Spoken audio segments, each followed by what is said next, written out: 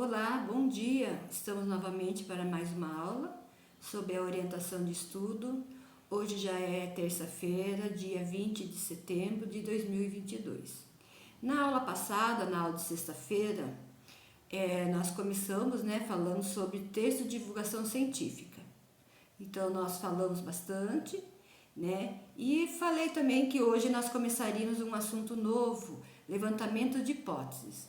Mas eu achei melhor a gente falar mais um pouquinho. Eu vou dar mais uma relembrada com vocês como fazer um texto de divulgação científica, tá? Então eu vou dar mais uma relembrada aí com vocês. Aí vou estar lendo um textinho também, e assim a gente poder estar dando continuidade. Daí, o próximo tema que seria levantamento de hipótese ficará para a próxima aula, tudo bem?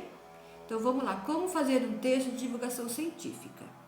Para produzir um texto de divulgação científica, primeiramente é necessário que se tenha clareza sobre a ideia principal que será apresentada. Bem claro aí, né? Em alguns casos pode se tratar de uma afirmação ou de um conceito.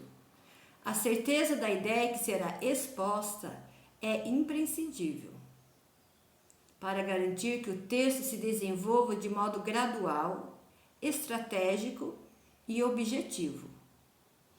A partir dessa escolha, parte-se para a seleção das provas que embasarão a mensagem do texto, ou seja, seleção das provas que será baseado a mensagem, que vai se basear na mensagem do texto. Nesse sentido, é importante destacar comparações permanentes, relações de causa e efeito, metodologias de pesquisas e seus resultados, dados estatísticos e outras referências argumentativas para o desenvolvimento. Esses dois passos principais, iniciais, ocorrem antes da produção textual em si, pois são as atividades de estudo e pesquisa que se qualificam toda a escrita. A partir disso, deve-se, na introdução, apresentar o tema do texto de modo simples e aproximativo do leitor, para situá-lo e atraí-lo. No desenvolvimento, apresentam-se as estratégias argumentativas que comprovam as informações. Então, aqui está bem claro, Eu estou até lendo meio devagar para vocês poderem estar entendendo melhor, Que na introdução, você já deve colocar um tema de modo bem simples, que chame a atenção, De que o leitor, de quem vai ler, mesmo que seja um texto, um trabalho, mas que vocês coloquem um tema que vai chamar a atenção, não só do professor, mas, de repente, um texto bem atrativo, bem, aproxima mais o leitor. Esse texto vai para a escola toda, é assim que acontece, Vocês sabem disso. Então, é isso. Então, use bem um tema, pense bem num tema que seja bem atrativo, que seja bem objetivo, tá? Nas conclusões, as ideias anteriormente devem ser amarradas, pontuando as reflexões pertinentes e apresentando, se necessário, resultados e conclusões das pesquisas. Ao longo do texto, é necessário e possível acrescentar textos não verbais para potencializar a compreensão dos assuntos. Então, vou voltar a ler esse parágrafo aqui, tá?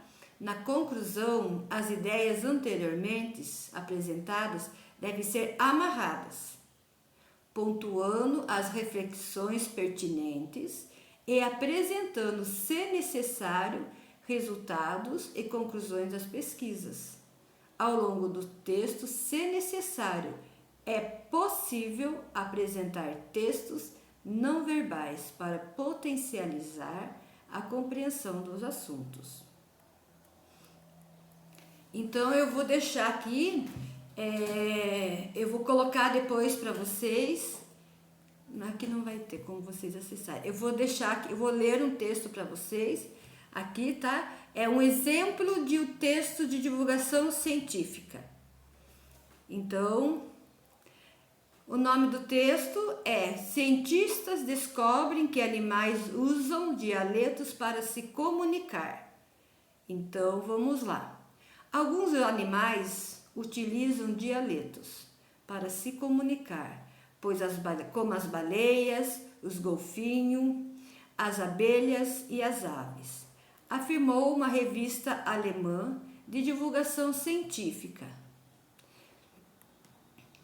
Este é outro aspecto mais comum entre a forma de comunicação humana e dos animais, descoberta recentemente pela comunidade científica. Os golfinhos inventam diferentes assobios para se comunicar, segundo os cientistas. Um exemplo dos diferentes dialetos ocorre com a estrelinha de polpa, um pássaro de pequeno porte caracterizado por ter uma mancha amarela na cabeça, e cujo piar difere no tom de seus congêneres da China. No caso dos golfinhos, animais que teriam uma inteligência parecida com as dos homens, os cientistas comprovam que inventam assobios para se comunicar. Um grupo de pesquisadores da universidade na Escócia demonstrou que os golfinhos têm a capacidade de conversar sobre um terceiro animal que não está presente. O corvo ou o tuim da Colômbia, por exemplo, usam nomes personalizados para se chamar entre si. Além dos acústicos, alguns animais também utilizam outros meios de comunicação. É o caso das aranha-macho, que usa a rede tecida por uma fêmea para perguntar se pode se aproximar dela, já que, dependendo do ritmo, como andam pelos fios, podem ser confundidos como uma presa. Olha que interessante, né? Esse pequeno texto, né? Que fala de diversos animais, né? Falam das baleias, dos golfinhos, da aranha, né? De pássaros, né? Como os dialetos que eles usam para se comunicar. No exemplo acima, é possível identificar que o tema abordado, a comunicação entre os animais, é uma afirmação concluída por cientista. A marcação do T no lugar na ciência serve como validação do assunto. Afinal, trata-se de um tema que é desconhecido pelo grande público. Assim, pontuar o local social daqueles que chegaram a essa conclusão qualifica e valida o tema abordado. Outros referentes, como um grupo de pesquisadores na Universidade de Andrews, revista alemã de divulgação científica, são também validados das informações que configuram-se como vozes de autoridade sobre o assunto. Na apresentação dos animais, é possível encontrar duas referências, uma do nome popular e outra de nome científico. Essa estratégia faz a relação entre as informações científicas e os conhecimentos populares. E então, por fim, é possível identificar que o autor utiliza uma linguagem simples, acessível, objetiva, no trato com o tema. Toda a informação científica é inserida de modo balanceado com informações conhecidas e explicações simples que servem como uma compreensão mais abrangente do fenômeno analisado. Tá? Então, mais uma vez, né, relembrando um pouco, falando mais um pouco sobre esse tema que nós começamos já na sexta-feira, né? Eu achei muito importante a gente comentar mais um pouco sobre ele, a gente dar mais uma lida, mais uma relembrada, né? Porque às vezes uma vez só acaba ficando no esquecimento, e sei que o quanto é difícil, né? Alguém de repente chegar aí e realmente procurar por conta própria, pesquisar por conta própria, né? Na internet, querer entender melhor, né? Adquirir um entendimento melhor. Então, por isso que eu achei importante a gente estar fazendo um pouco relembrando um pouco disso, tá bom? Então, pessoal, por hoje eu vou deixando por aqui. Eu peço que vocês, né, leiam mais uma vez. Eu vou deixar mais tempo para que vocês realmente, porque são vários, né, são os tópicos que eu já tinha falado na primeira aula, né, de alguns tópicos. Vocês poderiam estar entrando, falando, né,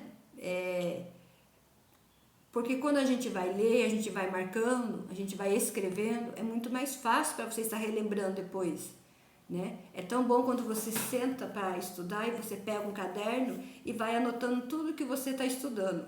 Então, por isso que eu falo que é muito bom você estar dando mais uma estudada, você estar entrando novamente nesses, né?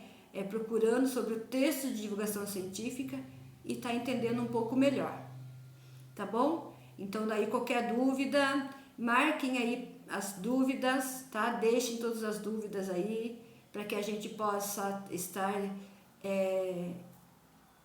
depois ajudando vocês, auxiliando vocês no que for necessário, tá bom? Então, por hoje é só e até sexta-feira.